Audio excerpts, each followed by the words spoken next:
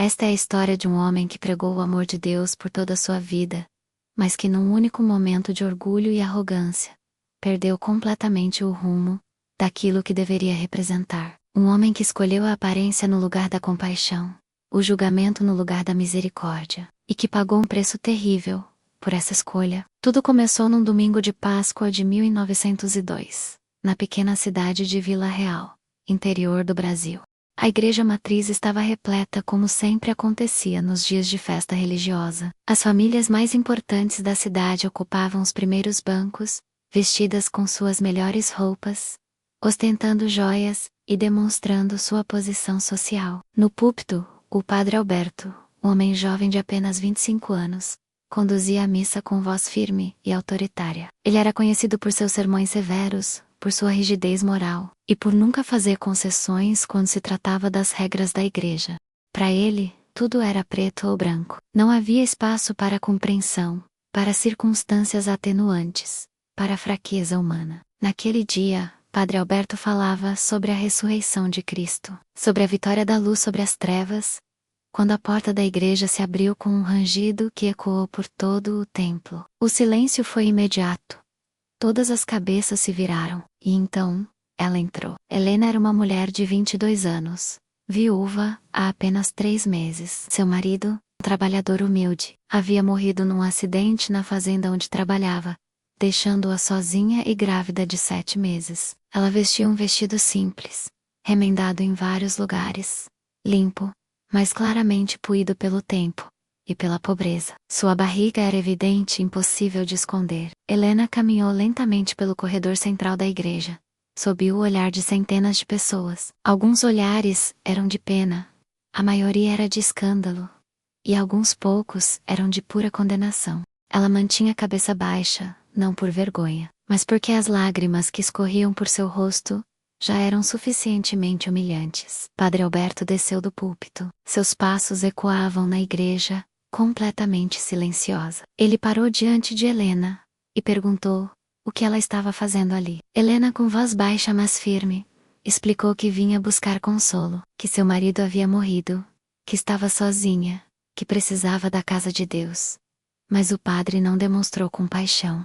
Ele olhou ao redor, consciente de que todas as famílias importantes da cidade observavam cada movimento seu, cada palavra sua, e então declarou que a casa de Deus era para os justos, para os puros de coração, que a presença de Helena, com suas roupas pobres e sua condição de grávida viúva, perturbava os fiéis. Helena tentou argumentar, explicou que era viúva, que a criança era de seu falecido esposo, que não havia cometido pecado algum, mas Padre Alberto não quis ouvir. Disse que aquela igreja havia sido construída por famílias de bem, pessoas respeitáveis, e não era lugar para gente como ela. Quando Helena, desesperada, tentou lembrar ao padre que Jesus acolhia os pobres, ele perdeu completamente a paciência. Gritou que ele era o representante de Deus naquela igreja, e que ele decidia quem entrava ou saía. E então chamou 2 homens, para que retirassem Helena do templo. Os homens, constrangidos, seguraram Helena pelos braços e a conduziram para fora. Enquanto era levada, Helena olhou para o padre e disse apenas uma coisa: que Deus tivesse misericórdia de sua alma, porque um dia ele iria precisar da misericórdia que naquele momento negava a ela. A porta se fechou com estrondo. Padre Alberto voltou ao púlpito e continuou seu sermão, como se nada tivesse acontecido. As famílias ricas balançavam a cabeça em aprovação. Afinal, ele havia defendido os valores da igreja, havia mantido a decência do lugar sagrado. Mas do lado de fora, caminhando sozinha sob o sol escaldante daquela manhã de Páscoa, Helena chorava não apenas pela humilhação, mas porque havia perdido a última coisa que ainda lhe restava: a esperança de que Deus, através de seus representantes na terra, poderia ampará-la. 3 meses se passaram desde aquele domingo terrível. Helena não conseguiu encontrar trabalho fixo em Vila Real. Nenhuma família queria contratar uma mulher grávida, prestes a dar à luz. Ela sobrevivia fazendo pequenos bicos, lavando roupa aqui e ali, costurando quando conseguia algum serviço. Mas não tinha onde morar. O casebre, onde vivia com o marido, pertencia à fazenda, e após a morte dele, ela foi despejada. Tentou abrigo em várias casas, mas todas as portas se fechavam. A história de sua expulsão da igreja havia se espalhado por toda a cidade. Se o próprio padre não a aceitava, quem eram elas para contrariá-lo? Numa noite de junho começou uma tempestade violenta. Helena, já com 9 meses de gestação, buscou abrigo debaixo de uma ponte de madeira, na saída da cidade. Ali, tremendo de frio, enrolada num pano velho que mal a cobria, ela sentiu as primeiras contrações. O parto aconteceu ali mesmo, debaixo daquela ponte, na lama, sob a chuva torrencial, sem a ajuda de ninguém. Helena mordeu um pedaço de madeira, para não gritar e atrair a atenção indesejada. Cada contração era uma agonia. Cada momento uma luta entre a vida e a morte. Mas finalmente, no meio daquela noite horrível, nasceu Miguel, um menino de pulmões fortes, que chorou alto, anunciando sua chegada ao mundo. Helena, exausta, coberta de lama e sangue, segurou seu filho pela primeira vez, e chorou de dor, de exaustão, mas também de um amor tão profundo, que nunca imaginara ser possível sentir. Ali naquela ponte, enquanto a chuva continuava caindo, e o mundo parecia ter esquecido completamente de sua existência, Helena fez uma promessa.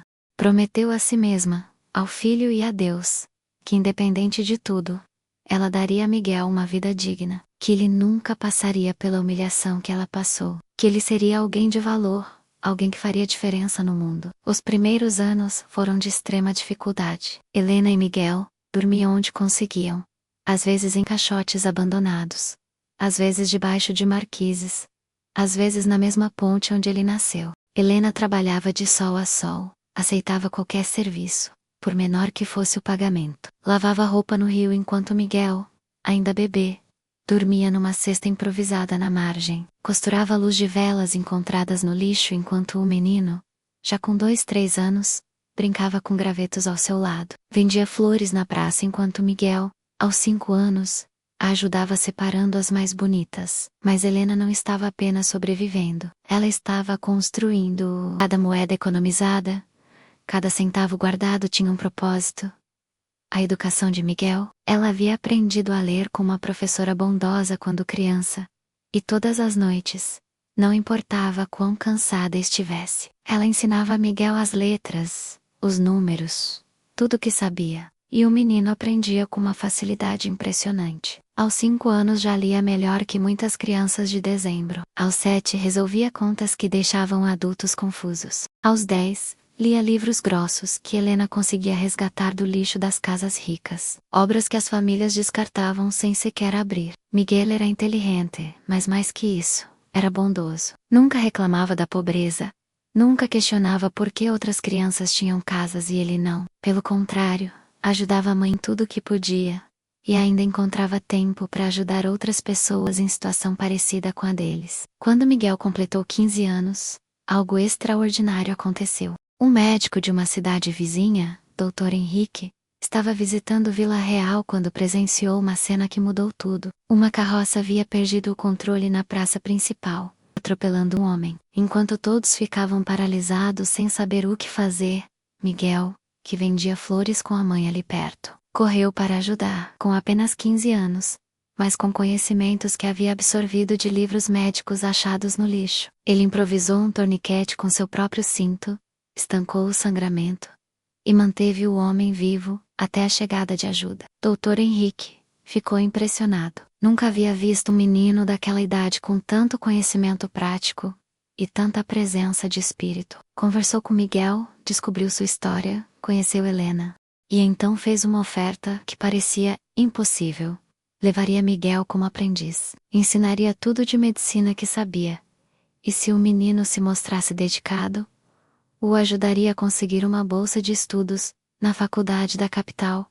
Helena corou. Pela primeira vez em 15 anos, não chorou de dor ou desespero, mas de esperança. Mas ela teria que ficar em Vila Real, trabalhando para pagar as despesas básicas, enquanto Miguel iria morar na cidade vizinha com o doutor. Ficariam separados. Foi a decisão mais difícil da vida de Helena. Seu filho era tudo o que tinha, mas ela sabia que aquela era a chance que haviam esperado por toda a vida. Então, engolindo as lágrimas, disse a Miguel que fosse, que estudasse, que se tornasse o homem que nasceu para ser. Miguel partiu numa manhã de domingo. Antes de ir, abraçou a mãe e prometeu que um dia voltaria, que voltaria para buscá-la, para dar a ela a vida que merecia, para mostrar a todos em Vila Real que haviam errado ao julgá-los. Os 5 anos seguintes foram de separação e saudade, mas também de crescimento extraordinário. Miguel se dedicou aos estudos com uma intensidade que impressionava até o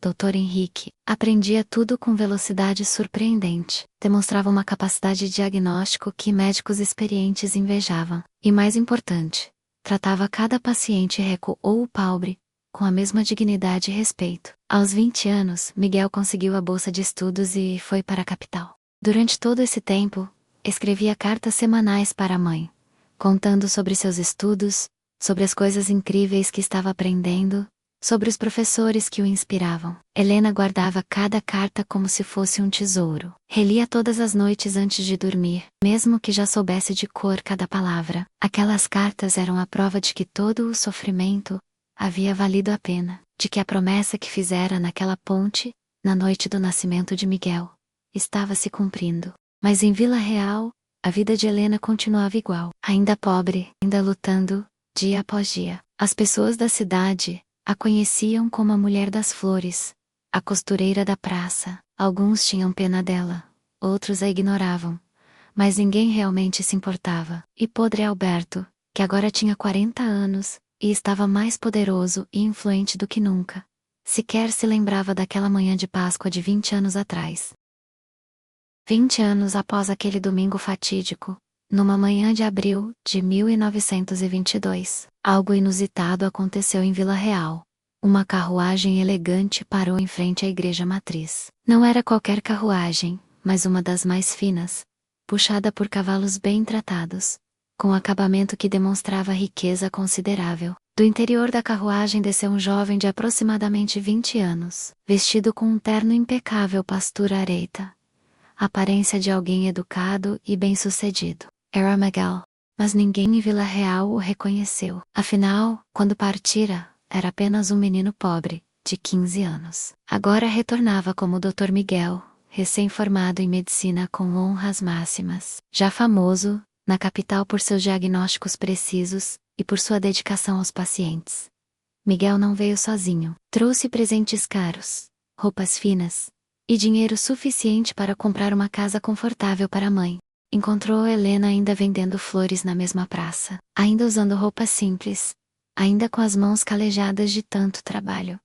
Quando ela o viu, não conseguiu acreditar. Seu menino havia e voltou transformado. Mas Miguel não havia retornado apenas para resgatar a mãe. Havia voltado com um propósito maior. Instalou-se em Vila Real, abriu um consultório médico e começou a atender a população. Cobrava das famílias ricas o que podiam pagar e atendia os pobres gratuitamente. Sua reputação cresceu rapidamente. Em poucas semanas, era o médico mais procurado da região. E então, algo inesperado aconteceu. Padre Alberto, que agora tinha 45 anos, começou a sentir fortes dores no peito. Dores que o deixavam sem ar, que o faziam suar frio, que o enchiam de medo. Procurou o médico antigo da cidade, mas este, já idoso e com a visão falhando, não conseguiu diagnosticar o problema.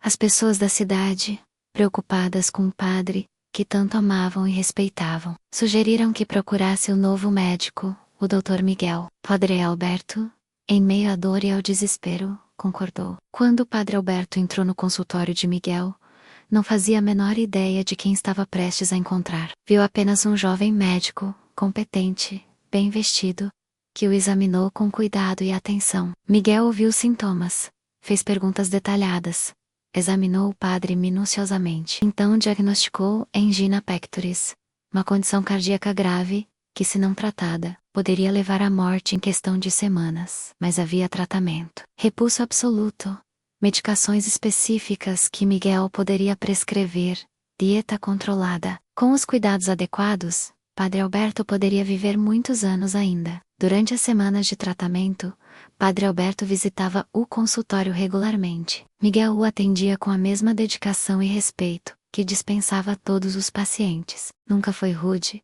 nunca foi frio, nunca demonstrou qualquer ressentimento. Porque Helena havia ensinado ao filho que o perdão era libertador, que carregar ódio era carregar um peso desnecessário. Padre Alberto, gradualmente, foi melhorando. As dores diminuíram. O medo da morte se afastou. Ele começou a sentir gratidão profunda por aquele jovem médico que havia salvado sua vida. Comentava com todos na cidade sobre a competência, a bondade, a dedicação do Dr. Miguel. 2 meses após o início do tratamento, Padre Alberto estava praticamente curado. Decidiu fazer algo que nunca fizera antes: convidar o Dr. Miguel para um jantar na casa paroquial, como forma de agradecer por ter salvado sua vida. Miguel aceitou o convite. Na noite marcada, compareceu à casa paroquial, uma construção anexa à igreja, confortável e bem mobiliada. Padre Alberto o recebeu com sorrisos e gratidão efusiva. Preparara ele mesmo um jantar simples, mas caprichado. Durante a refeição, conversaram sobre vários assuntos. Padre Alberto perguntou sobre a formação de Miguel, sobre sua família, sobre como havia conseguido estudar medicina vindo de origens claramente humildes, considerando a juventude do médico. Miguel respondia com educação, mas sem entrar em detalhes. Então Padre Alberto, talvez tentando ser gentil, talvez apenas curioso, comentou que nunca se esquecia de um ato de caridade que praticara anos atrás, que havia ajudado tantas pessoas ao longo de sua vida, acolhido tantos necessitados, que se sentia abençoado por poder servir a Deus daquela maneira. Foi nesse momento que algo dentro de Miguel se rompeu. Não era raiva, não era ódio, mas uma necessidade profunda, de verdade, de justiça, de que aquele homem entendesse o que havia feito. Miguel colocou o garfo sobre a mesa calmamente. Olhou nos olhos de Padre Alberto, e então começou a falar. Disse que o padre talvez não se lembrasse, mas 20 anos atrás, num domingo de Páscoa, havia expulsado uma mulher grávida da igreja, uma viúva que apenas buscava consolo, que apenas queria rezar, que não tinha feito nada além de ser pobre. Padre Alberto franziu a testa, tentando se lembrar. Tantos anos haviam passado, tantas pessoas ele havia encontrado. Miguel continuou. Disse que aquela mulher havia sido humilhada publicamente, arrastada para fora da casa de Deus, deixada completamente desamparada, e que 3 meses depois, sem abrigo, sem ajuda de ninguém, ela dera à luz debaixo de uma ponte, na lama, sob a chuva, completamente sozinha. O rosto de Padre Alberto começou a empalidecer. Alguma lembrança vaga começava a emergir. Miguel prosseguiu. Disse que aquela mulher, apesar do tudo, apesar da pobreza extrema, apesar do abandono, criou seu filho com amor e dignidade. Trabalhou até a exaustão todos os dias para que o menino pudesse comer, estudar, ter uma chance na vida. Ensinou a ele que a bondade valia mais que riqueza, que o perdão era mais forte que o ódio, que Deus estava em todos os lugares, não apenas dentro de igrejas bonitas. Padre Alberto agora estava visivelmente abalado. Suas mãos tremiam. Ele sabia o que viria a seguir. Então Miguel disse: aquela mulher se chama Helena. E eu sou Miguel, o filho que nasceu debaixo daquela ponte. O filho que o Senhor condenou, antes mesmo que ele viesse ao mundo. Eu sou o bebê que estava na barriga daquela mulher que o Senhor expulsou da igreja. O silêncio que se seguiu foi absoluto. Padre Alberto ficou paralisado, incapaz de falar. Em Copas, The Sea Mover, sua mente voltou àquele domingo, 20 anos atrás. Lembrou-se da mulher grávida, de seu vestido puído, de suas lágrimas, de como ele havia ordenado que a retirassem. Lembrou-se de como havia voltado ao sermão, sem pensar 2 vezes no que acabara de fazer. E agora, sentado diante dele, estava aquele bebê, transformado num homem, num médico, brilhante, naquele que havia salvado sua vida. Padre Alberto tentou falar, mas as palavras não saíam. Tentou se levantar, mas as pernas não obedeciam. Lágrimas começaram a correr por seu rosto, não lágrimas de autopiedade, mas de verdadeiro horror, pelo que havia feito, pela pessoa que havia sido. Miguel observava em silêncio. Então disse: o Senhor me perguntou como consegui estudar medicina. Foi porque minha mãe trabalhou 20 anos sem parar. Porque ela nunca desistiu, porque ela, mesmo tendo sido rejeitada pela igreja, nunca perdeu a fé em Deus. E porque ela me ensinou que eu deveria ser diferente, que eu deveria tratar todas as pessoas com dignidade, independente de quem fossem, de quanto tivessem, de como estivessem vestidas. Padre Alberto finalmente conseguiu falar. com voz quebrada. Eu não sabia. Miguel o interrompeu gentilmente. Não. O senhor não sabia, e não quis saber. Não perguntou sobre minha história, sobre meu sofrimento, sobre o que aconteceu depois daquele dia. Apenas decidiu que eu não merecia estar naquele lugar, naquele momento. Assim como não perguntou à minha mãe sobre sua história, sobre sua dor, sobre seu desespero. Apenas julgou.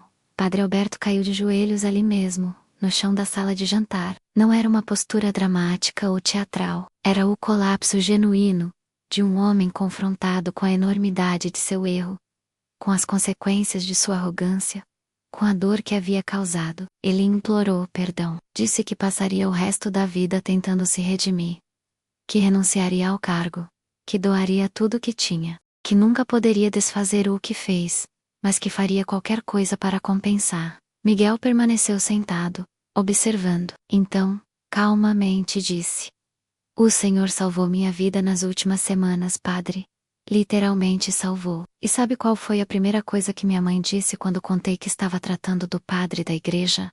Ela disse: cuide bem dele, Miguel. Cuide como cuidaria de qualquer pessoa. Porque é isso que fazemos. É isso que nos torna diferentes." Padre Alberto chorava incontrolavelmente agora. Miguel continuou: "Minha mãe poderia ter me ensinado o ódio. Tinha todos os motivos do mundo para isso.